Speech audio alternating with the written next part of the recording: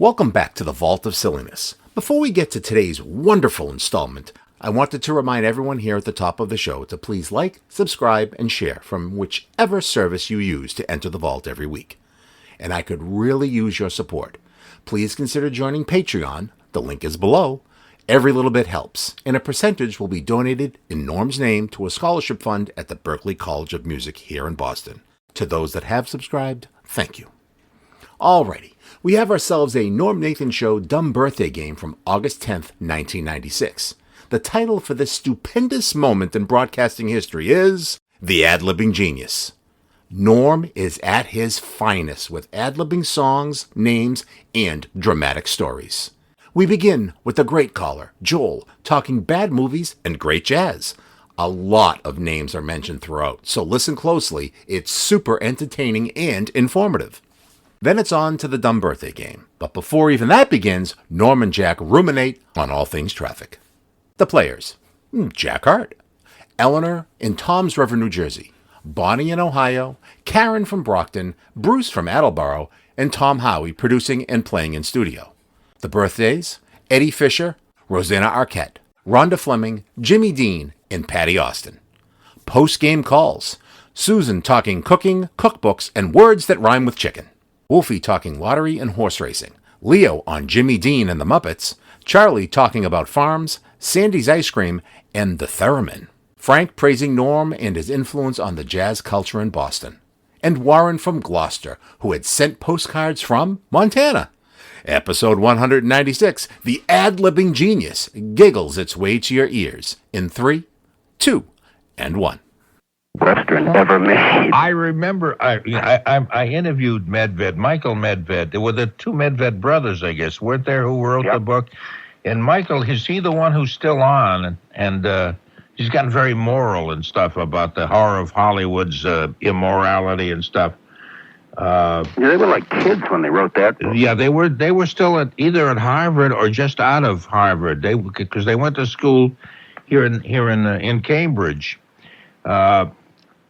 And I remember reading about that one, and also he had the Attack of the Killer Tomatoes was another one. All those kind of movies was in it. Yes. There was one that they cited that they gave a special award to for unspecial effects called Swamp Women. And there was one scene where they were wrestling in the river with a fake alligator. Yeah. And it was obviously fake. And the camera, because there was no control, and they probably only shot everything once, and the camera panned up, and what you caught was the little drain at the side of the swimming pool that they were filming it in. That's funny. And they gave that a special award. They would have space movies too. They were talking about, which obviously it was a dinner plate. You know, they'd photograph it. It was spinning around after somebody had thrown it up in the air. They put a light on it and take a shot of it. He mentioned that is a great book. I suspect it must be out of print by now because they wrote that some time ago. Oh yeah. But yeah, that was funny. He described a whole lot of things. The Golden Turkey Awards. Mm-hmm. Yeah, unfortunately, he's gotten terribly moral since then, but he had a sense of humor back then, and it was fun to read. I think their mother was instrumental in something, too. Maybe she lived here. I don't know about that. That doesn't really matter. I don't know why I even brought that up, but I remember he and his brother wrote the book, and maybe the mother sold it or something, but if it's still around, anybody who gets a kick out of really awful movies would get a kick out of it. The Golden Turkey Award book. Well, one of the jazz group, this is really an obscure one, but in going through these records, I didn't even realize I had it, but there was a group called the Australian Jazz Quartet. Oh, yes, they did. There was one song they played on that I used to play a lot, and I can't think of the name of that. That was the only thing I'd ever played by them, and I never heard of them after that. Well, there was one of the more stupendous concerts I ever went to at Symphony Hall was the Brubeck Quartet, Jerry Mulligan Quartet, the Australian Jazz Quartet, and Carmen McRae. Oh, my. Same evening. Oh, excellent. Excellent. Yep, memorable. Yeah, excellent. And you, what are you doing? Getting rid of all those records? Oh no, I'm just getting rid of some of the things I'm not listening to, and then also going through it to look at some things, find some things that I'd forgotten I had. I have a record of Billie Holiday at Storyville. Oh, really? Oh my, yeah. Which I don't know when I even got it. I don't know if I ever listened to. What? Do you know what the label is on that? It's not an original. I think it's a re-release, so I don't have it in front of me at this second.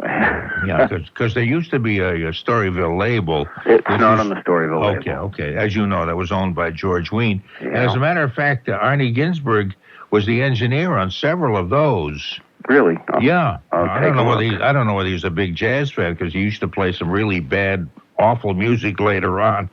But he from the Adventure Car Hop. Yeah, that's right. During that period, he was playing some really junky stuff, hitting car horns and whistles and all kinds of things, dressing up his program. But during that period, which was just before that, he did record for, was the technical guy on the George Wein label, Storyville. Well, during that period, I used to go Friday afternoons to Storyville, to the Teenage Jazz Club of Boston. Oh. John McClellan. Oh, yes, you were part of that. Oh, yeah. Was Stephanie Saltman part of that, too? Absolutely. Son of a, you and I go back a bit, don't we? You don't go back as far as I do, so I'm not burdening you with that. But for our $2, we would see Carmen McRae, and we'd see the Pomeroy Band, and we'd see George Shearing. They'd come in. Whoever was playing there did a set.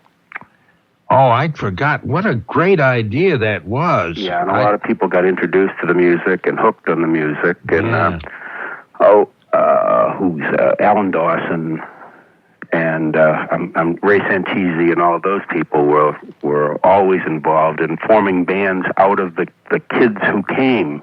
Oh, yeah. To perform. That's all gone. No, I know it. I'd forgotten all about that Teenage Jazz Club. That was something really special.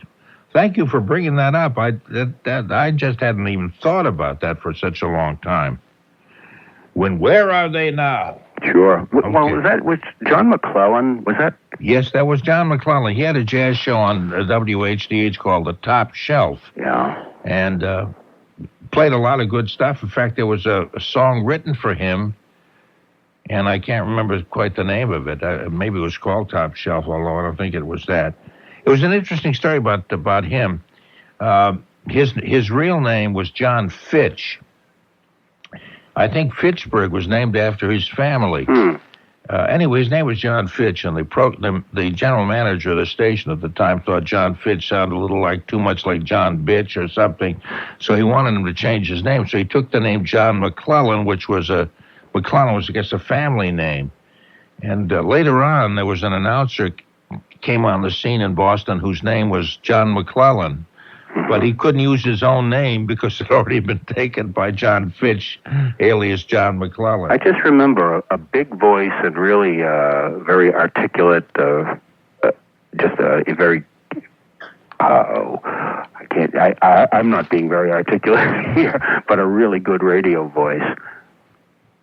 And then, did he go on and do... Oh, you were talking about John McClellan. Yeah, he had a great voice. Did he go over to Channel 2? Yes, he did. Science. And he became John Fitch at that point. Then he took his... Yeah. And he was a science reporter. That's exactly right. He was a graduate of MIT, so that was the field. He obviously knew a lot about that. And he he left radio.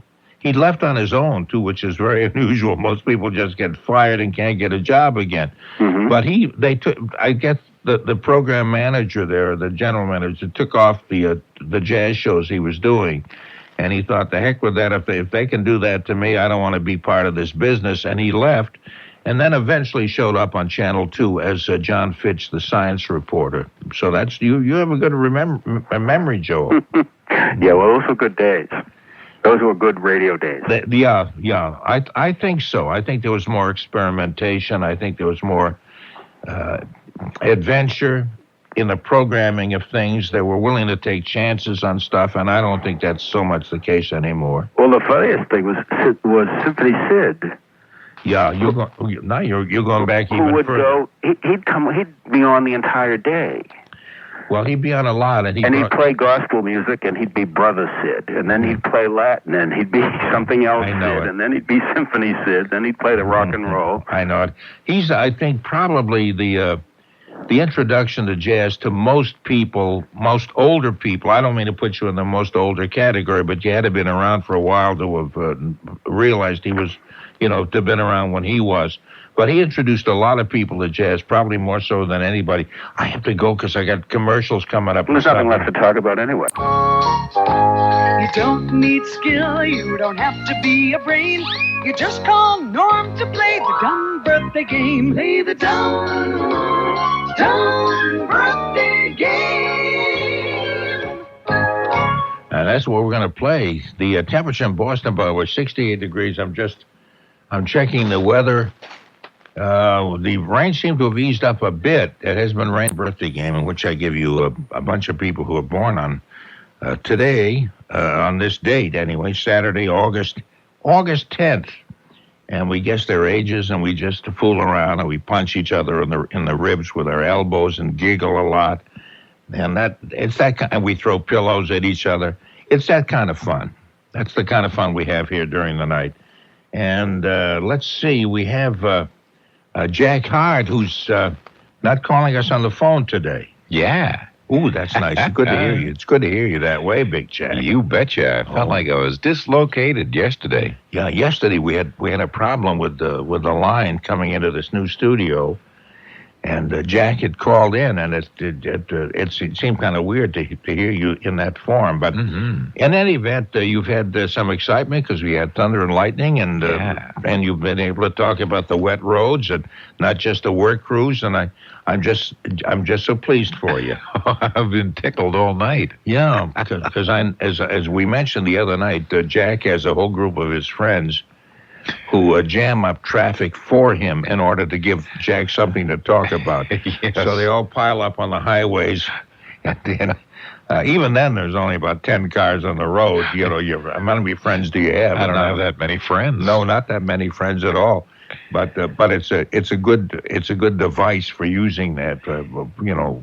Whatever I'm saying, I don't know what I'm saying. Well, one of these days I'll have enough money to create my own empire of people on roadways to cause traffic problems. I know that you're working on a company that has these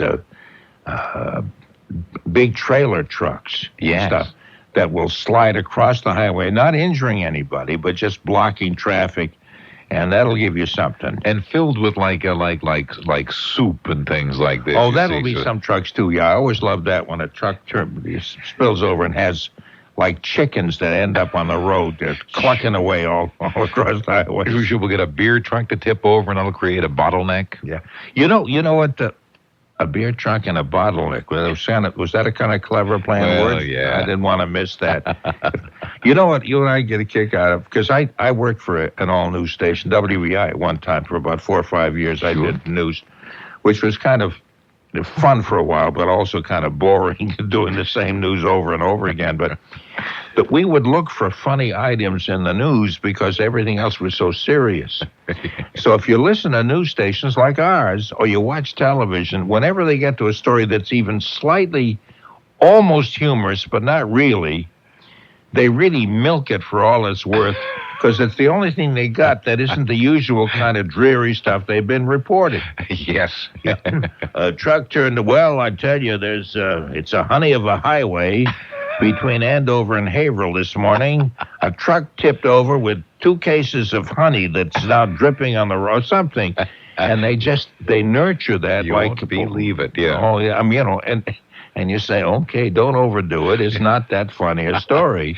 But it's all they got. Then they have to go back to a story like, well, Jack Kemp has agreed to become the vice presidential nominee. Mm-hmm. That kind, or the usual kind of stuff, or I don't know, just maybe boring and mundane kind of stuff. Absolutely, that kind of stuff. I sit around aching for something fun to tip over. I know. Listen, what kind of a truck would you like to tip over? We might be able to work something out here. Oh, let's see. A banana truck is always good to spread banana peels across the roadway. Banana peels and make people. Yeah, that's right. People going after the correction of the system, uprighting the truck or something, they could slip on the banana peels, causing more funny stuff like a Laurel and Hardy movie or. Absolutely, sure. Yeah, that would especially if it was right down by the split. You see, it was banana split. I catch on. No, yeah. Your humor's not all that subtle. That we. Well, you see, this is the point this is exactly the point that you're trying to make. You see, you get anything anything that you can grab a hold of that is not the same mundane, newsy little stuff or traffic little things, and you'll do anything with it. You just ache for a couch to fall on the road, so that so far no traffic problems. So far, no traffic problems. I think we get that one too. In the news, there were always things called the kickers. Mm-hmm. I don't know. I don't know. They still use them.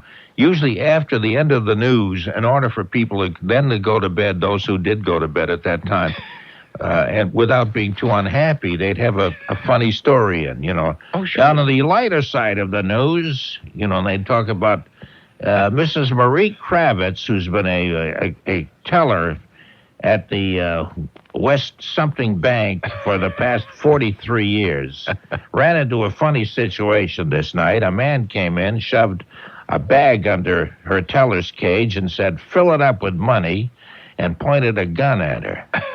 Well, Mrs. Kravitz, kindly Mrs. Kravitz, not to be whatever by the young bandit, said, "You know what you're doing. What would your mother say if she could see what you're doing now? You take that bag, you take your gun, and you go home, and we'll forget about this whole thing. But you be a good boy in the future."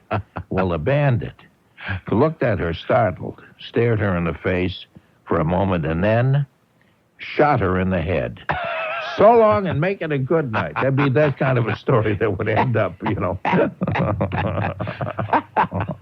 Well, I know that would send me to sleep feeling much better about myself. I know. That's right. It's a little humorous story that makes you feel kind of good about life. Mm-hmm. Good. Are you not going to play the game with us, Tom? No, I am. I'm just waiting. That's the level. Oh, I see. Okay, He's just shy and doesn't want to show his face before. No, he's going to set levels and all. He's going to do technical stuff, and then he'll come in and play the game. Tom, Howie. But let's see who else is playing the game. Okay, Eleanor in New Jersey. Hello, Eleanor. Hi. Hi. Where in New Jersey are you? Tom's River. Okay, is that anywhere near Upper Montclair? No, that Upper Montclair is in the northern part of the state, and I'm more above Atlantic City, below Asbury Park. Oh, I see. Okay. So I have a friend who, I've got a couple of friends, a husband and wife who live in Upper Montclair, one of whom called me. I spoke to this very last day. Anytime we get a call from New Jersey, I always ask, are you from anywhere near Upper Montclair? And nobody is. Apparently nobody lives near Upper Montclair. Apparently it's because of Mike and Melissa, my two friends. It's a lovely area. Is it? Yeah, it is. It's a nice town. We went to their wedding in Upper Montclair, New Jersey. So I don't know too much about New Jersey, but I know about where you live. Is that a nice spot near Atlantic City? North of. North of Atlantic City. Yes, sir. Okay. She called me sir. The other guy called me Mr. Nathan. Boy, time really is beginning to wear into my soul. Wow, you mind if I call you Sahib? Sahib would be good. Sure. Yeah. Oh, Sahib is... That's actually my real name. Yeah. Sahib Moskowitz. I see. Yeah. Let's go to Karen. No, this is Bonnie in Ohio. Hi, Bonnie. Hi, Norm.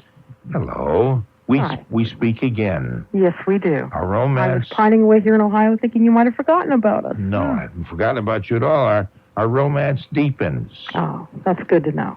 Okay. We also have Karen, who is in Massachusetts. Karen is in Brockton. Hello, Karen. I know.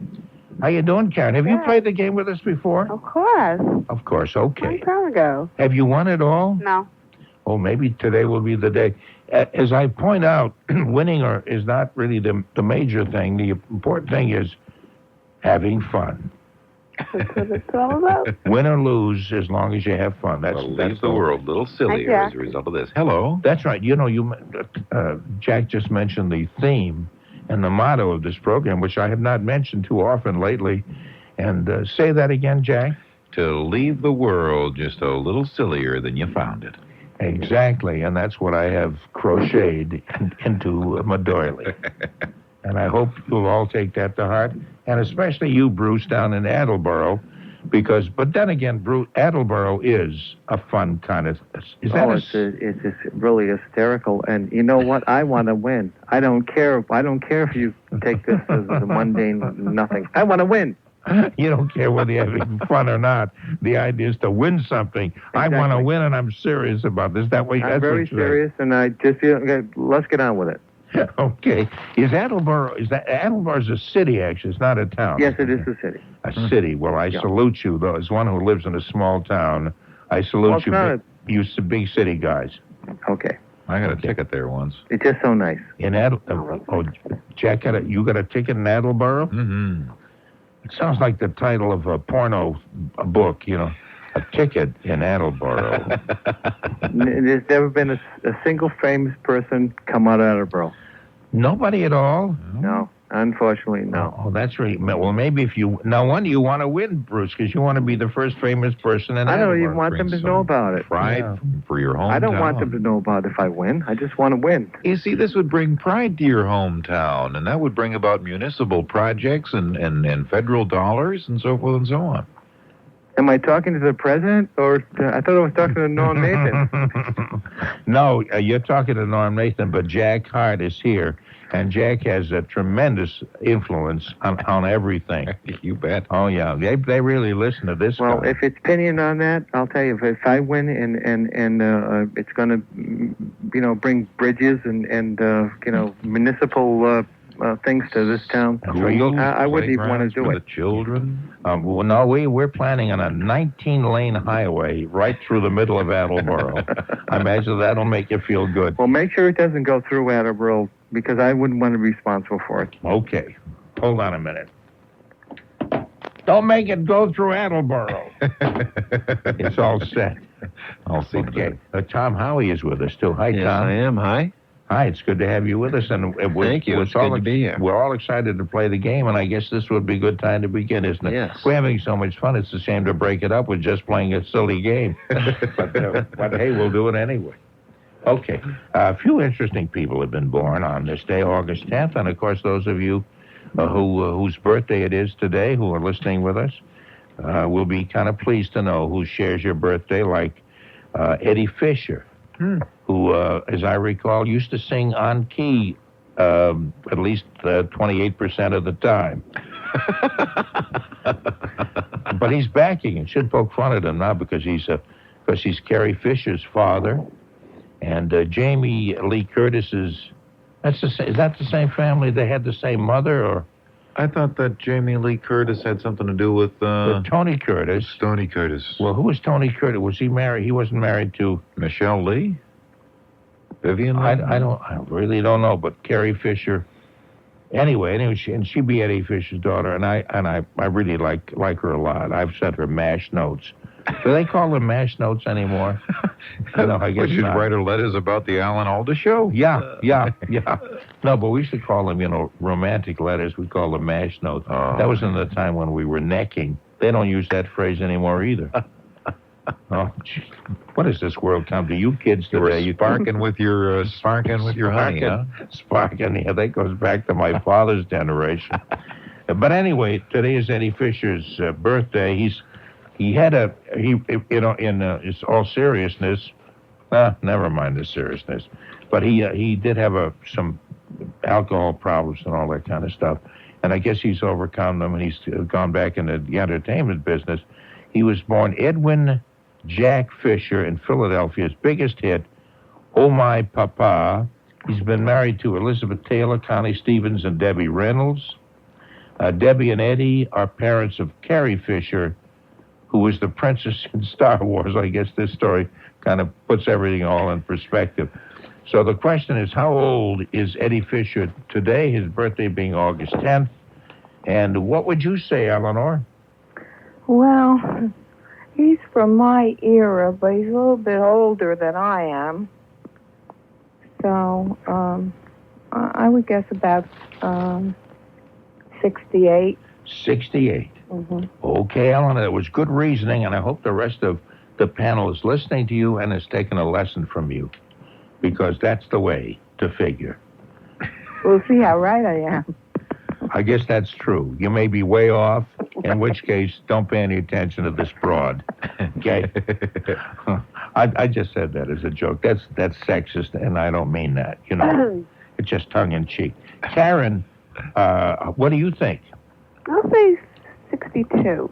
62. And Bonnie?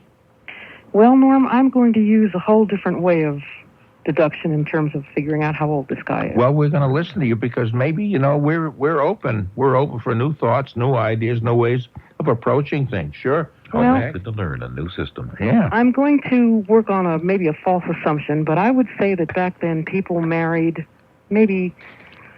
I'm considering that he was married 3 times, I think you said. Yes, I believe I did say that. Right. I do remember that he was married to Debbie Reynolds, I think you said. And yes. I would say that people got married later then. You know, they didn't, people especially who were famous. So I don't know whether I'm wrong or right, but I don't even anyway. I don't even know what you're talking about, but anyway. Okay. No, I just think that when you're famous, you know, you tend to go through marriages, and by the time, you know, you're in your 3rd marriage, you're probably getting older, you know? I think that's probably true, yeah. Okay. Yeah. So I will say that he is 76. 76. Oh, that's the spirit. Oh, yeah. I'm so glad somebody came up with that number so we could put Jack through his paces. What do you, Bruce? What do you think? Well, I don't think he's in his 70s. I think he's about 66. About 66, and when he gets to Attleboro, he's actually 65 central. If he gets to Attleboro, he'd probably be about 90. Something about Attleboro that ages you. I guess. Yeah, I've noticed that. Jack, what do you say?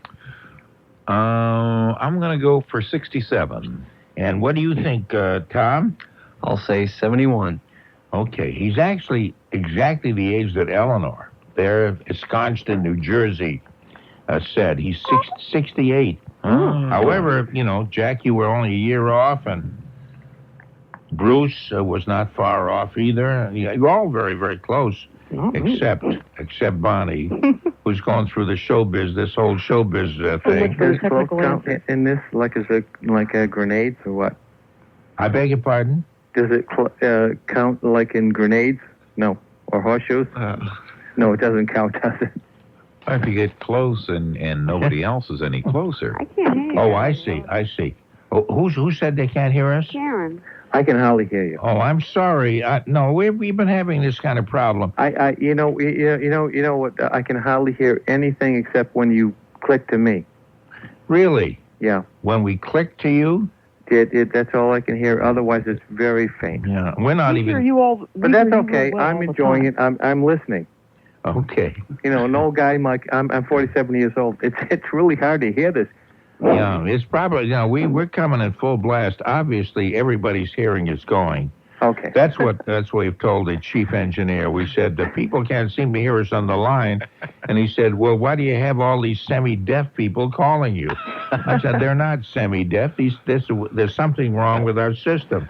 He said, no, there's nothing wrong. They cannot hear well. Well, if you're a maniac like me, I don't care if I can hear as long as you can hear me. Okay. Well, maybe instead of junkie prizes, you should send out ear trumpets. Maybe, some kind of hearing aid of some sort. I think that's an excellent idea. Or at least a pamphlet from some hearing aid company. Rosanna Arquette, actress. She was in the TV movie The Executioner's Song about convicted killer Gary Gilmore. She starred in After Hours with Madonna and with Madonna and Desperately Seeking Susan. I've seen her in a couple of movies. Mm-hmm. Plus, she comes from a theatrical family. Her grandfather was Cliff Arquette, who played Mr. Weaver. Charlie Weaver, that's right, on the Jack Paar? On the Jack Paar show, yeah, he used to sit on the panel. And her father was an actor also. And I think she has a sister. Isn't there another Yeah, I Arquette? can't think of her name offhand, but she does have a younger sister. And who's also an actress. Mm-hmm. Okay, well, let's ask you, Tom. How old do you think Rosanna Arquette is? I'll say 35. 35. 35 is what the guy says. Okay. How about you, Jack? Now, she's either just a little younger than me or just a little older than me. It's a good title for a song, isn't it? She's just a little younger than I am. Or perhaps she's a little bit older. I don't know what her age may be, but she's so beautiful I'm getting bolder. Hey, man, that's hip. That's the new 90s sound. I don't know whether you've slept through it and don't know what's going on, but that's what it is, fella. Well, cool. Yeah, man. Eddie Fisher's going to be the key figure this coming in 97. Look for him. Hey, listen, if Pat Boone can do a heavy metal album, which he's coming out with this fall, anything can happen. Oh, big band version of the heavy metal tunes? No, he's going to actually do it with heavy metal artists. Oh, but I thought it was doing I thought he was doing with big band arrangements, though, isn't he? I don't know. He says he got the idea, was on the golf course with one of his friends who was, I forgot who that was. That was one of the heavy metal guys. And I thought he was going to do like a Tony Bennett or the Frank Sinatra thing, doing it with other artists, too. I don't know. I mean, it should be interesting to hear it. Yeah, that would be kind of... Yeah, either interesting or terribly boring and everything, We'll have to wait till it comes out. But I want to be the first, man. If I can't play it exclusively, the heck with it.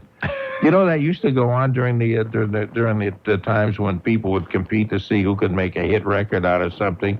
Is that right? If one disc jockey didn't get the record before another one, he wouldn't play it unless I guess if it became very popular, he'd have to. But he wanted to get it first and break it. So wouldn't like a lot of people only be playing one song? That may be the case, but we have our pride. We may put the broadcasting excitement in the background to satisfy our pride, but we have our pride. No, that was true. Bob Clayton was the guy, big disc jockey in WHDH. Norm Prescott was another one. And if one got the record before the other wouldn't play it. Wow. They'd fight the record distributors. But anyway, that's a whole other thing. Anyway, how old is Rosanna Arquette? Jack? Rosanna Arquette. Rosanna Arquette. Rosanna Arquette. Rosanna Arquette. I'm happy we met. You bet. Rosanna Arquette. Ooh, yeah. Yeah. I was born with composing blood. Wow. Streaming through my system. Yes, sir. You should tote a little piano around with you and just jot down little black dots. Piano. Rosanna, I'm sitting at the piano, eating my banana. I want you so much. Let me feel your touch. Oh, Rosanna. Anyway, you ready to guess, or do you want to maybe continue making a fool of myself again? Oh, no, you're having fun. 38 states knows me as a total idiot as a result of this. Yeah, they're up listening. They're so enjoying. They're having fun. They're people all over the country are just relaxing and staying up late and setting their alarm clocks just to listen to you. Hey, let's tune in, Ma. I think the guy's going to make a jackass of himself again tonight. It's a little embarrassing, but what the heck? We don't have to look him straight in the eye when he's doing it. Let's see how way out this guy goes tonight. Yeah. What kind of silly-ass thing is this guy going to be doing today? Jeez. I bet he's wearing funny shirt. Yeah. I bet the boss comes in right in the middle of the program. Probably get himself up around 3 or 4 o'clock in the morning, and he'll be on the air, ripping him off the air and making an apology. Oh, mercy. Oh, my goodness sakes. Okay, you want to guess Rosanna Arquette, or are Rosanna we having Arquette, too much fun to go back to that again? Yeah, Rosanna Arquette. I forgot about Rosanna Arquette, and how could anyone forget about Rosanna? I would say she is 37. 37. Okay. And Bruce, what do you think? And if you want to take a survey in Attleboro just first. to be an ass from Attleboro, I'll say 35. 35. Yeah, I have no idea. Okay. Okay, that's okay. Don't make a problem. But I think that she's about that age. No, apparently you do. Otherwise, you wouldn't have guessed that age. No, I did. No, I have no idea. No, I was going with. Okay, Bruce, shut up. You've dragged this out long enough. That's crazy for me to say. I drag out this whole career, my whole career too long. Bonnie, how old do you think Rosanna Arquette is? I'm going to prove I can give short answers, Norm. 39. Do you want me to do that when you know? You have the greatest Jack right there. We don't need you to do the other Jack. You know something? You're absolutely right. Right. I mean, with that wonderful voice and everything. Yeah, I mean, gee. That's right. You shaved me out of it. Yes. Just no need, Norm. Thank you very much. I love you, Bonnie. I want you so bad. Thank you, Norm. Karen, how old do you think Rosanna Arquette is? 40. Ooh, that was really short. That's so short I couldn't understand. 40. You did say 40. Yes. Okay. Eleanor. Oh, goodness. I'm wavering between 36 and 37, but 36 was my first thought, so I'll go with that. Okay. I'm sorry you didn't go with your second thought, because she is 37. And that's what Jack Harte said. He said 37. Do you remember Rhonda Flemming, the actress Rhonda Flemming? Yeah, she used to do commercials. Kind of a big woman. Rhonda Flemming. She's made a lot of movies. Let's see. She was born Marilyn Louise. I don't know why I tell you this in Los Angeles, except it's kind of interesting. Redheaded beauty of the 1940s. Made a lot of films in the 40s, including Little Egypt and Inferno. Don't they both sound rotten? She runs a women's cancer clinic in memory of her sister, which is really nice. I didn't realize she was doing that. Rhonda Flemming. She was quite a glamorous lady back in the 40s. Did do a lot of movies, and I said, they're probably not terribly memorable, or we'd all remember them. Well, those two sounded steamy. Little Egypt and the Inferno. See, Rhonda Flemming. Taking you to places you've never been before. In the exciting, steamy movie, Little Egypt. Wonderful, steamy movie. I was terribly excited. Jack Harte, WBZ, Radio Traffic. Sometimes when you see reviews like that, you wonder how good the movie is when they start quoting, Sam Zalzenheimer from the Dayton, Ohio Bugler. Well, not even that, maybe the Shopper's Guide, something like that. 3 thumbs up. The Samson Midgets of Walla Walla, Washington. Anyway, Bonnie, how old do you think Rhonda Flemming is? Oh, Norm, how can you do this to me? Because I've never even heard of because I this want woman. you so bad. I want you. And I think I said that already, didn't I? Yes, Yeah, but it doesn't help me with this woman. I've never even heard of her. I watch AMC a lot too. Yeah, I don't think she's made the kind of movies they would show on AMC. I mean, no, they're not bad. I mean, they're not obscene movies or porn or anything. It's just that they're kind of nondescript. Oh, she was considered, quite a glamorous lady back then. Yeah, I mean, Norm, about a year ago, I just discovered that there was a guy named Robert Preston. Oh, Robert Preston was superb. Oh, absolutely. And they're running his Music Man a lot now. He was excellent in that. And The Dark at the Top of the Stairs, wonderful movie. Oh, The Dark at the Top of the Stairs. That was Rosalind Russell, was it not? I don't know who the woman was. Yeah, I've always wondered, but I think he's terrific. So much energy and enthusiasm. No, Robert, was he in Dark at the Top of the Stairs? Oh, yes. I didn't realize that. I've watched it about 4 times. I really love it. That's a very beautiful movie. That was from a William Inge play, I believe. Anyway, tell me about Rhonda Flemming. Well, how old do you think she is? Oh, gosh. Yeah, I thought maybe I could reroute your mind there, Norm. I tried. You did reroute it for about a minute and a half. Okay. I'll say I have no idea, so I will just guess and say 72. Okay. Eleanor, what do you think? I didn't hear the previous caller's answer. Could you tell me? 72. She said Rhonda Flemming was 72 was her guess. 72. Yes. I know she played in a few movies with Ronald Reagan. Was she in movies with Ronald Reagan? We all know how memorable those were. Oh, God. Technical. Dreadful. I guess she's younger than him. 73. 73. Yeah. Okay. And Jack, what do you say? Isn't she about like 11 feet tall, sort of a big-shouldered woman? No, you must be thinking of somebody else. Sybil Jason. You're thinking of Sybil Jason. Oh, I see. You know who Sybil Jason was? There actually was an actress named Sybil Jason. It's when Shirley Temple was doing so well, and and about 8, turning up 12 movies a day. One of the other studios tried to compete. They wanted to get a child star too because they realized the value of somebody like that. So they got Sybil Jason, and obviously since there's a total blank and a silence on the line, and none of you have ever heard of Sybil Jason. Sybil Jason? That sounds like a character in a horror movie, doesn't it? I know it. See Sybil Jason slice them to ribbons. So anyway, Sybil Jason, I don't know how many movies she made, but nobody ever came close to as a child actress or actor, came as close to as Shirley Temple did.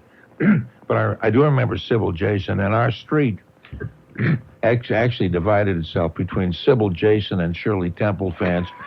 We were Sybil Jason fans because we were for the underdog.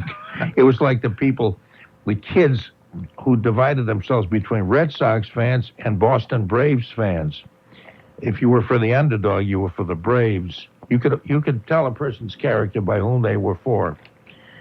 Boy, that was such an interesting story. I'm so glad I told that. Now, did Sybil Jason, did she have a particular hair thing or something going on like Shirley Temple? No, she didn't. Her hair, as I recall, was fairly straight, but it was black. She had black hair. I guess they were going to go, if we can't get a blonde with lots of curls like Shirley Temple, let's get one with black hair and straight.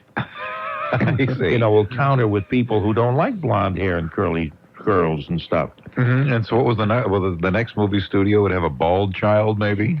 I believe that's exactly right. And her name was Epson Poopa. And she never made the movies. They decided at the last minute it was a stupid idea. They probably a guy named Jack Harte, some traffic reporter, kind of bring it up in about 50 years from now. And the son of the bald child. That's right, and so it happened. Anyway, who did I ask about this? That was you, Jack, wasn't it? Rhonda Flemming? Oh, yeah. That was Erskine Pooper. Rhonda Flemming, 78. 78. Tom, what do you say, Tom? I'll say 74. 74, says Tom. And what do you think, Karen? I'll say 75. 75. And Bruce? I think she's 74. I think that was an imitation of Jack Kennedy or Ted Kennedy. I think that was. My God, that was okay. No. We all knew it right off, so it must have been good. Yeah, very good. Thank you. Okay, Rhonda Flemming is 73 today. Oh. That means Eleanor now has 2 correct answers. God. And Jack has 1. You're on your way to winning a whole, if you keep up the pace, Eleanor, you could win a whole bunch of junk. Yeah. Jimmy Dean, the sausage guy, an entertainer and country and western person and all that, he was born, he was born Seth Ward. That's a nice name, Seth Ward. But he liked an actor that had the same name, Jimmy Dean? That may be. Yeah. He was born in Plainview, Texas. His biggest hit, Big Bad John. Remember Big Bad John? Big Bad John. That's the one. That's exactly the one. He wrote in an hour and a half on an airplane flight heading to Nashville, according to this. It was on the charts 4 months and made it to number 1 in late 1961. Think of that now. That's, what's that, 35 years ago.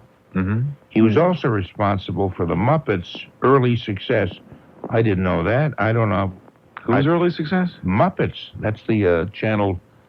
No, that's not Channel 2. That isn't. No, the Sesame Street. Because that's a funny show. Is that what the two old guys in the balcony of the theater? Oh no, that's the Muppet Show. The Muppets are also on the children television network Sesame Street. Oh, I see. Okay. I don't. It doesn't explain how he happened to be responsible for that. But maybe they thought he was funny looking and made a big giant one of them. Yeah, maybe they all look like Seth Ward or Jimmy Dean. That could be. Anyway, he was also born on August 10th, and it'd be exciting, wouldn't it, to know how old he is? Yeah. My God, let's do that. Bruce. He couldn't possibly be as old as you are, Norm, so he's 62. You keep bringing that up, Bruce. No, I didn't bring that up. No, but I mean comparing everybody's age with me and saying everybody in the world is younger than I am. I think you're right. Exactly. My mother turned 71 August 9th. I want her, too. I want her badly. Well, if you can get by my stepfather, fine. I'll kill the man. It's all right with me. I'll kill the man for your mother. I want her that badly. I think he's about 62, 63. Okay. I'll say Okay, 62. see, 62. Okay, so you know the way he's just getting on with it seriously when I'm talking death and destruction and killing and wanting his mother. He doesn't want to have any more of that. No, I don't mind. Hey, well, I mean, you're much more famous than he is. Oh, I see. You're not much more famous than he is, to be honest with you. But you're shut up. Will you You're shut about up? 9/10 more famous than he is. Okay. Hey, Karen, what do you think? How old is Jimmy Dean today, do you suppose? The toughie. I'm going to say 64. 64. All right. And Bonnie? Norm, I just wanted to say he also did a very funny song called Please Don't Eat the Biscuits about a family that had relatives coming over. Oh, really? And it was all about this one person waiting to see if there would be any biscuits left by the time they made the rounds of the table. And all these people were taking, humongous amounts. And he's saying, please don't eat the biscuits. That does sound funny. It is funny. cute. I hadn't heard that. That's good. It is really cute. Anyway, I would say that he is 59. 59. Okay. And Eleanor? Did the other caller say 5'9"? Yeah, 59, 64, and 62 are the three guesses we've had. He's older than 59. From my era, I'm sure of it. Older than me. 68? 68. Okay. And Jack? Jimmy Dean, the Sausage King. Sage, fella. Yeah, Jimmy Dean, the Sausage King. Where are you today? I've just had a couple of your sausages, and that is why I must say they're mighty, mighty delicious. And you know what else? By hickin', I wishes. they all taste so much, just like chicken. There's no such word as hickin', as I understand, but that's pushing it a little bit. Anyway, we're let's see. What do you think about Jimmy Dean? Jimmy the Sausage King. He's out on the links.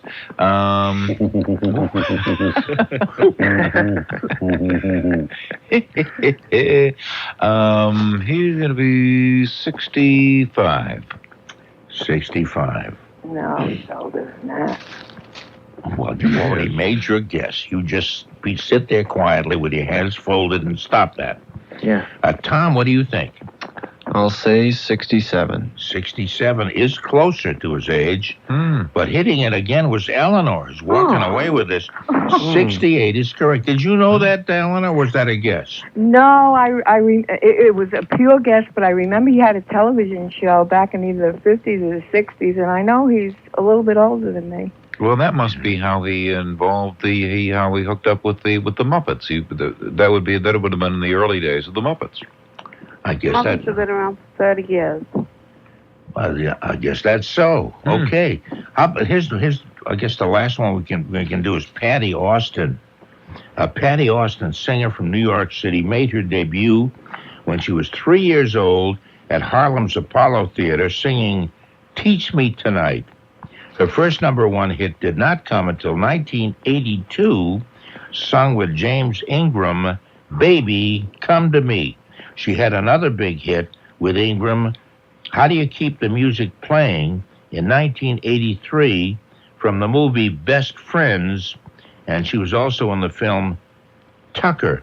Tucker, was that the one about the automobile manufacturer? Yeah. Was played by Bridges, not Bo or Lloyd, but the other Jeff Bridges. Yeah, played the part of the guy who was trying to market the Tucker car. Mm-hmm. Okay, Patti Austin. Patti Austin.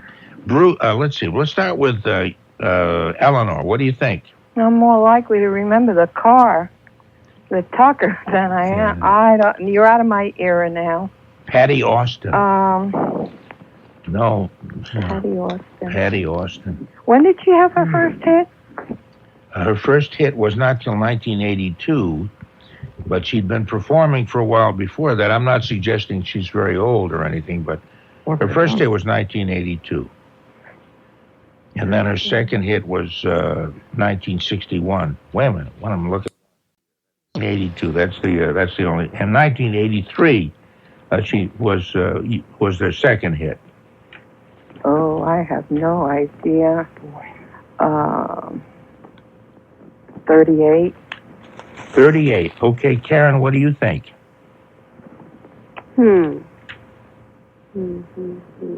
I'll have to say 43. 43. And what do you think, Bonnie? Oh, my gosh. This is tough, Norm. I know the name, and that's about it. I'd say 34. And Bruce? What do you think, Bruce? I couldn't hear the others. 38, 43, and 34. 28. 28. I sound like I'm giving you somebody's measurements. Rhonda Flemming's measurements. I'm not. No. No, what? Did you say 28? No, that was your measurement. No, 28. How much? 28. 28, yes. Okay, Jack, what do you think? 40.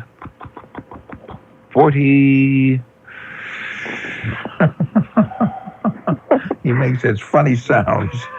Let's see, 40. 40. Sometimes I have to shake my whole body to get my brain to move the information. If we don't keep going, we're going to have to call ABC and tell them to postpone the start of the 4 o'clock news. Tell them to have a sandwich. I appreciate if you'd just come along and answer quickly. Let's see, I will say 44. Okay, what do you say, Tom? And I will say 47. 47. The actual age is 48. She's 48. So Tom actually gets that. But the winner is Eleanor. So I'm going to have to, we have to run along, as we say now. And so I'm going to thank you all for taking part in this. And Eleanor, hold on. Tom will take your name and address, and we're going to send a bunch of garbage out to your house you wouldn't believe. And we call it a prize, but actually, I don't know. You may think of it as a little less than that. But hold on. Don't hang up. Bonnie? Yeah? Thank you very much. I don't get a peeper's ring. Gosh. I'm sorry. That's right, too. Part of the prize is a Spring Peepers key ring. Karen and Bruce, thanks very much. It was horrible. Yep. Love playing with both of you. And, of course, it's always fun to play with you, Jack. Oh, it's always a delight, and it's been a fun week. I've enjoyed having you on each night. That's really nice. Do you think maybe we can call Bob and tell him to extend his vacation another week? Sure, tell him to take a ride. Yeah, because and you'll even give him a traffic report every 3 or 4 days. He can call in personally. Okay, because it has been a great deal of fun. 62. Oh my! But I'm a professional cook, and it's called the Vintage Food Sampler, and I have gotten so much quality information from this. So I wanted to pass this along. Well, that's very nice of you to say that, Suzanne. Now, that's just part one. Okay, no, but I appreciate that.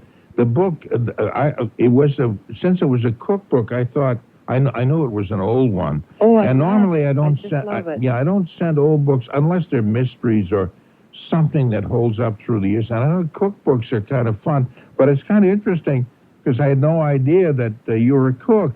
I know. I must have over 200 cookbooks. Really? Yeah. I love cooking. I was trained as an academic, but this is something I just seem to need to do a little bit.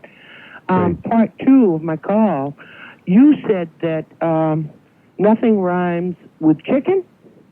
All right. No, I didn't say that. I happened to pick a word. Because I had to think kind of quickly. I don't write any of this stuff in advance. And I said hicken or something. And I said, I don't know what that word means. I'm sure there are words that rhyme with chicken, and I suspect you're going to tell me if you right this very moment. Oh, do you mind if I go through them? Go ahead. No, okay. Please. Stickin', stricken, kickin', tickin', lickin', pickin', and how about Marty frickin'? Okay. Did you just think of those, or do you have a rhyming dictionary? No, I did, honest to God. Okay. But I love to write poetry myself. Oh, do you? Yeah. Oh, that's great. Okay, night now. Oh, that's it, eh? Okay. Oh, no, would you like to tell me something? Just that I appreciate the call, and I'm glad that you like the cookbook and all that. Thanks a million, Thank you so Susan. much. Thank Bye-bye. you. Bye-bye, Susan. Oh, Wolfie. Yeah. I believe the lottery number in Box Farm was 8462, if I'm not mistaken. In Box Farm, it was 7486. Well, I was close. Well, how did you happen to give the number that you said? Because I've been playing that number. Oh, I see. No, 7486 was the daily lottery, and the mass millions was 3, 15, 17, 43, 44, 45, bonus number 13, and nobody won. Yeah, I know, because I got $1 invested in that today. Just for the last couple of weeks, with my luck there, I've been playing 125, 1250, boxed and straight, and it came out 251, and I didn't have it boxed that day. Because I wanted to be cheap. Yeah. Oh, jeez. Could I buy the movie rights to that story? Yes. Actually, the movie rights were made somewhere in 1939. A movie called The Evils of Numbers, which was two brothers. One was a lawyer for the big-time bookmaking mafia, and the other one was a banker who ran his own little penny bookmaking number operation. I'm sorry, I drifted off to sleep during that talk. Excuse me. Don't repeat it, though, anyway, because it's okay. Somebody will call and tell me about it. Yeah. Do you realize that Cigar is going today to try and probably break Citation's record of 17 straight wins? No, I didn't know that. That's interesting to know. Where is Cigar racing? California. I see. Well, you hope he wins? Is it a he? Is that a mare or a stallion? What? Cigar. Cigar. No, is that male or female? The Cigar better be a male. Why? Why? Because he better be a male. Now, why should Cigar be a male? Why can't it be a mare, a female horse? Well, let me put it this way here. All right. Cigar. All right, is a brown horse, 6 years old. Can you tell me when a horse goes from either being a colt to a horse? What age? What does that got to do with whether this is a female or a male horse? That's all I asked you, Wolf. It's a male horse. He's a 6-year-old. Okay. So it's a male horse then. Yeah. Okay. And actually, I'll tell you a joke about 3 years. I think is kind of the official 5 years. thing. 5-year-old. Well, I think that's kind of late. I think a horse begins a little younger than that, but I know the official, somebody decided 5 years was the time. Right. But then again, you know less than I do. I at least own a horse, Wolfie. You only own one. That's right. In my 45 years I work on farms, I think that I carried out maybe 12,000, if not more, different horses. I don't know why it's hard to believe that you ever curried even one horse, but I'll believe what you say, Wolfie. Anyway, what's the other part to this? I believe he's going to be beat by, it's a very short field. It's only 5 horses going against him. And I think he's going to be beat by a horse called Siphon, S-I-P-H-O-N, who was bred in Brazil and is only a 5-year-old horse. Yeah. Well, you're saying only a 5-year. I guess it just turned into, according to your terms, it just became a horse. Right. January 1st, he became a horse. I see. Yeah, just for the fun of it. Yes. The beaten length distance for a horse, when it says in the charts that the horse was, let me give you one horse called Tinner's Way. Horse was beat in his last race by 13.5 lengths.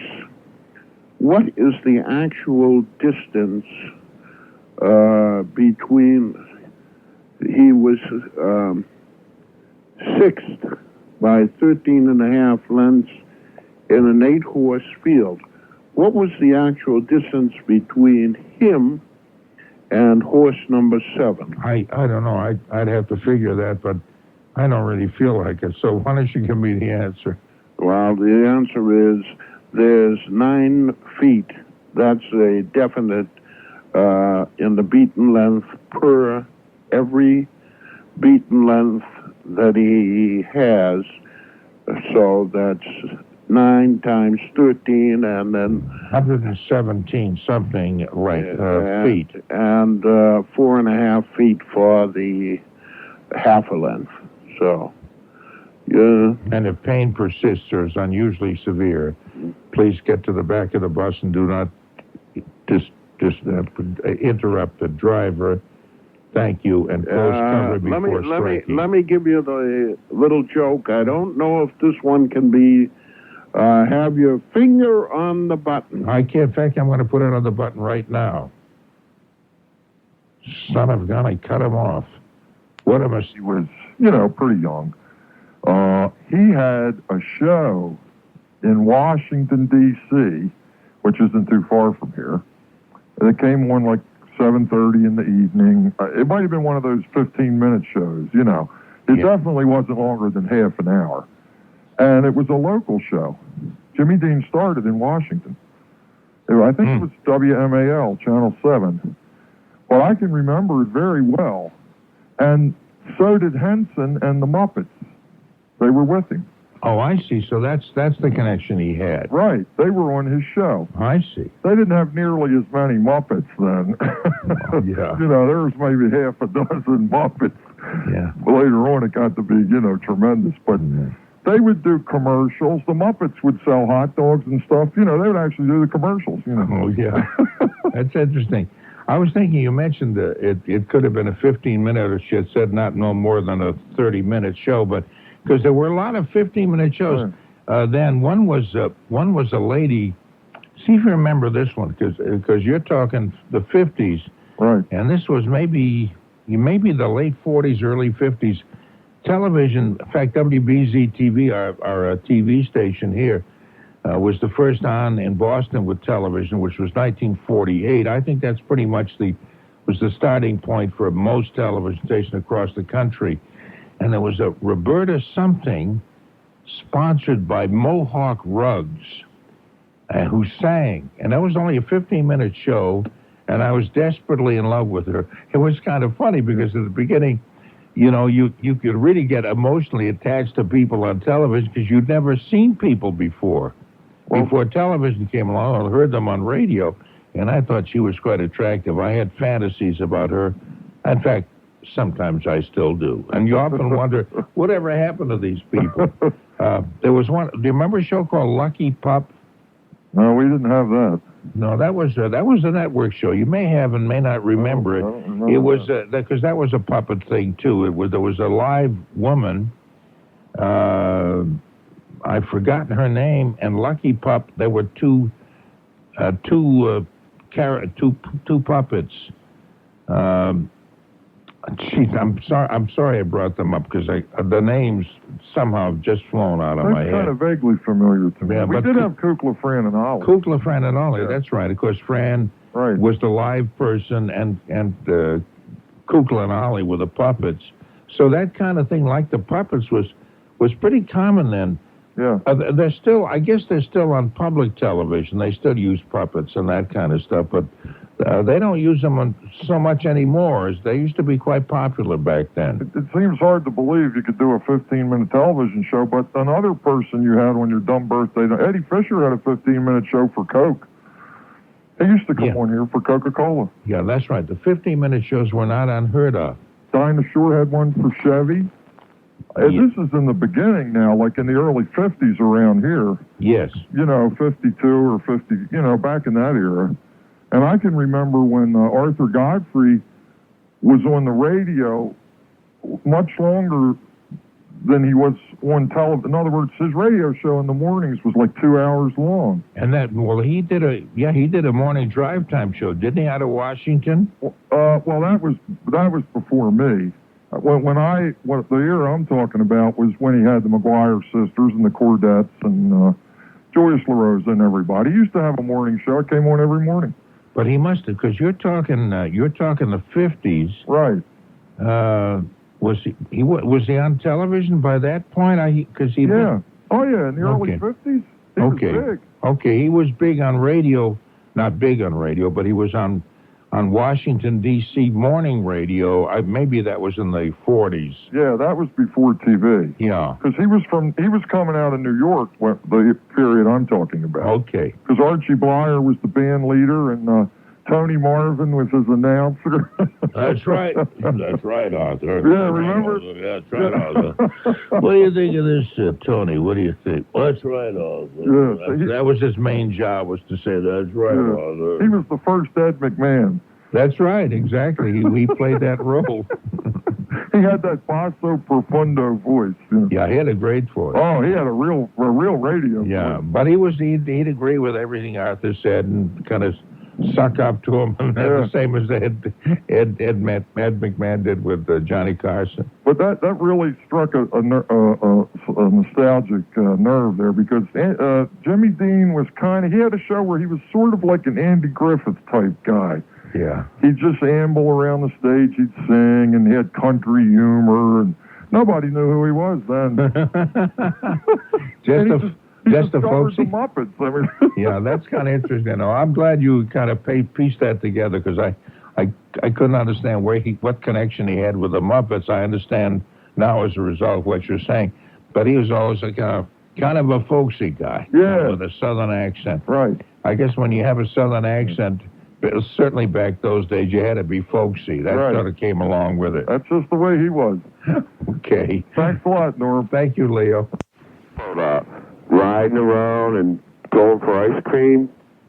Oh, yes. Yes. Yeah, and you mentioned that place in Middleton. Were you talking about Sandy's? No. Oh, that's right. I was talking about Sandy's. Yeah, you know what? Yeah. When I went to Essex Aggie, I used to work there, right? And when we were done hanging, we'd always go there for ice cream afterwards. It was really great. Oh, that's good. That place, I loved it. Yeah, the Macy family owned that. Sandy Macy is the daughter in the family, and she used to be the one maybe that you dealt with when you bought ice cream there. I don't know. I was only a kid. No, I know that you just knew that the stand was there. Yeah, and that they took that down. They put up a restaurant and stuff. It's now a Chinese restaurant. I saw that. Yeah, and I kind of miss the ice cream place, the ice cream, little typical old-fashioned ice cream stand that used to be there. And especially, after we were done hanging, it was great to go there, and I used to always get a root beer float and stuff like that. Oh, yeah. It was beautiful. Now, you said... I missed that a lot. You said you were in the barn now. You live on a farm now? No. Well, we it's more like a garage. Well, we used to have ponies here, but I grew up on a farm, but then we moved to here. But now, when we first moved here a long time ago, we still had ponies that we brought from the farm. But now it's like, well, I used to live in the middle of a swamp. Now I live in the middle of like a housing development. Oh, okay. So there isn't that much room anymore, you mean? No, but we still call it the barn. Now, what do you, now, the stuff that you learned at Essex Aggie, are you in that business now? No. You're not working on a farm or anything or florist shop or nothing like that? Actually, I was working at a gas station because none of that's around here anymore. I know it. It's like, You know what was sad about Essex Aggie? What? Was when they were selling the cows.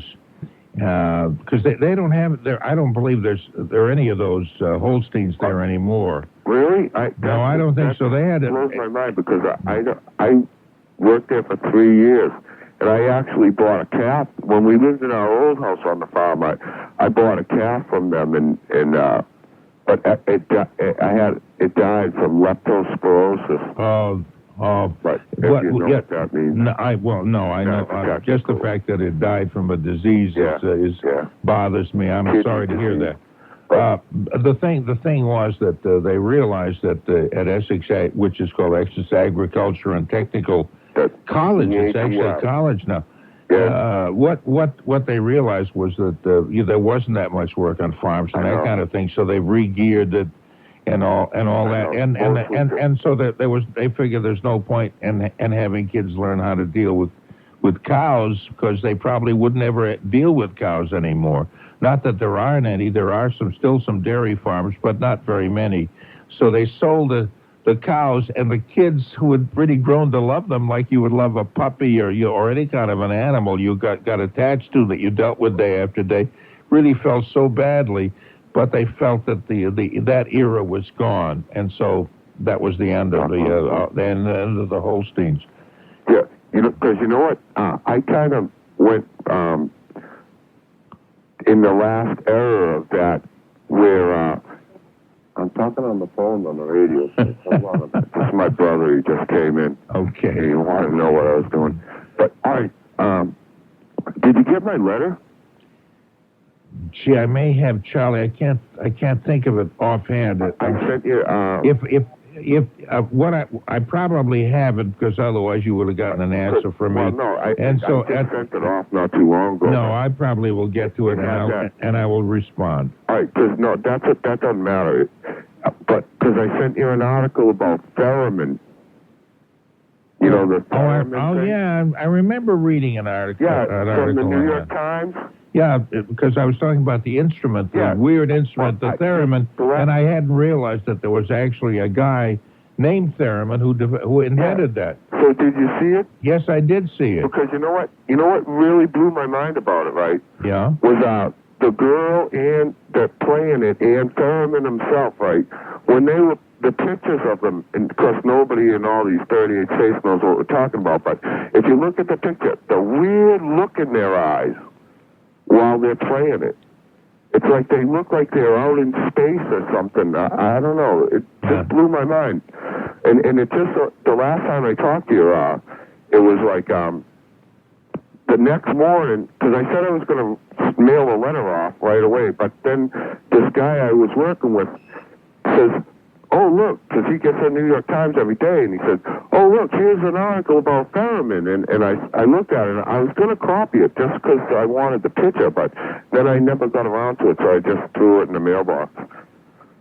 How long ago did you send this? Oh, I don't know, a couple of weeks ago or something. Oh, okay. No, that's not the one then. I'm a little behind in mail, so I probably haven't gotten to your note yet. Yeah, my letter has a big black X on the back because the thing wouldn't stick, and I taped it with electrical tape. Okay, I'll find it, and I'll send you a note back when I get it. Yeah. And I thank you. I'm going to have to move along, Charlie, but because I just want to take a few more calls before we say goodnight. All right, so But I thank you for sending that about the article, and I'm sure I've got that. I'm sure I do, and I'll send you a note anyway. And I thank you for the call. All right. Thank you. Take care, Charlie. All right. Goodbye, Mr. Grayson. Yeah. Goodbye now. Okay. 254-1030. We'll take some more calls. Just a little. Just a broadcast from the Saugus dump. I never broadcast from the Saugus dump, but there was a transmitter there of one of the stations, I believe. Yeah. Anyway. Well. But anyway, we go back together, which is the... We certainly do, and I don't know of anybody who's contributed more to the jazz scene in Boston than you. And I think you should be highly commended for it. And I thank you for the many joys that you have brought to me. Oh, boy. As a jazz fan. Babe, Frank, you're very nice. That makes me feel just so darn good. Thank you. Well, I miss the jazz, as I'm sure you do. And it was class stuff you did. You fostered a real culture. Like, a few guys like Nat Hentoff, and yourself who really knew what was going on. Well, that's nice of you to say that. Actually, I got my interest in jazz from Nat Hentoff. But I was just very lucky. I just sat around all night playing the things I love to play.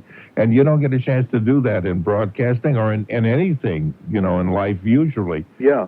Well, I'm a retired lawyer, and I play jazz piano, so... Oh, do you? Yeah, so I feel like I'm related to you, Oh, that's great. Do you play now? Do you play with groups and things? There's not the opportunity so much anymore, but I get down to Florida and play more jazz with groups down there of older guys that do jazz. Oh, really? Yeah. Oh, that's sensational. So we're trying to keep it alive like you did all those Well, years. what, do you play much for your own pleasure at home and stuff? Yeah, I've got a Falcone piano down here, and oh yeah, we have a lot of stuff we do with it. I think I really envy you. I wish I could play. I can't. Yeah. I play a little bit, but I mean not. I shouldn't even say a little bit. I play practically nothing at all. But my great pleasure is just listening to guys like you who do play well. I'm envying you a lot for being able to do that. Well, if you're ever coming down Hingham Way, I'd like you to stop in and hear this piano. You'd love it. Yeah, I've heard of it. The Falcone. There's only about 200 in the world because he wanted to be sort of like a Stradivarius in the piano industry, and the thing went under because he wasn't such a great businessman, but he really produced a great piano. Oh, that sounds incredible. That's really nice. You're nice to say what you did anyway. I appreciate that. You had great culture on radio back then. I mean, I go back to Ken Ovenden on WEEI. Oh, gee, I haven't heard that name in a million years. Yeah. He had one of the great voices in radio. Didn't he? Yeah, beautiful. Very deep, rich voice. And Arch McDonald and Streeter Stewart and all the class guys like yourself. And the media now has descended to, the nadir as far as I'm concerned. You were the apex of it all. Oh, wow. Hey, you're handing it out too strong for me, Frank. I can't say enough for you. Thanks a lot. Now, because you're mentioning all these magical names that have been part of broadcasting history in Boston through the years. They were all of them very, very special. They were, as you were. Oh, well, thanks a lot. I'm still here. I'm still here, Frank. Yeah, I'm gonna hang on. I'm hanging by the tips of my fingers, but I'm still hanging in there, Frank, and I thank you. Great. Hey, thanks for the call. Yeah, what happened to Marilyn Goralnik? Oh, she's still around. You would love her. She looks as young as she did 40 years ago. Good. Okay. Thanks, Norm. Take care, Frank. Let's go to, let's try Warren in Gloucester. Hi, Warren. Good morning, Norm. How are you? I'm fine, thank you. How are you this morning? Okay. I woke up at 3, and I guess I'm supposed to speak on BZ this morning. Okay. What do you mean by that? Well, actually, I was 4. I don't know. I woke up, and I said, what am I going to do? What am I supposed to do? And I figured, well, I'll call you. I haven't called you in a while. Well, I'm glad you called it. And you got my postcard from Montana, I take it? Yes, thank you very much. Oh, great. It was nice out there. It's a beautiful state. I love Montana. Land of the big sky. I think it's beautiful. I forgot now. What part of Montana were you in? I was in the Bitterroot Valley, an hour south of Missoula. Okay, so you were in the Rocky Mountain area, the western part of the state. Yeah. Yeah, that is lovely country. Did you get up to Helena? They got a not a museum. I guess you'd call it a museum. A gallery up there of Remington works and Russell and all the old western painters and sculptors and stuff that just thrilling. In Helena, which is, as you well know, is the capital of the state. Missoula, there was a big heavyweight fight that was fought there. Not a heavyweight, but a boxing bout. Yeah. No, we didn't get to Helena, but we did get to, my cousin and I went to Glacier National Park, which is nice. Yeah. And, the Rockies are great. It's like east or west, but home is best. And after 2 days in the Rockies, I miss Gloucester. I miss the ocean. Well, no, Gloucester's a very unique community and quite lovely. We spent one night in Big Fork, and then we went up to Flathead Lake, which is 30 miles long, about 15 miles wide, and it was so good to see the water. Oh, you really missed the water then when you were away from it. Well, my astrological sign is a water sign, and so I'm Sagittarius, rather.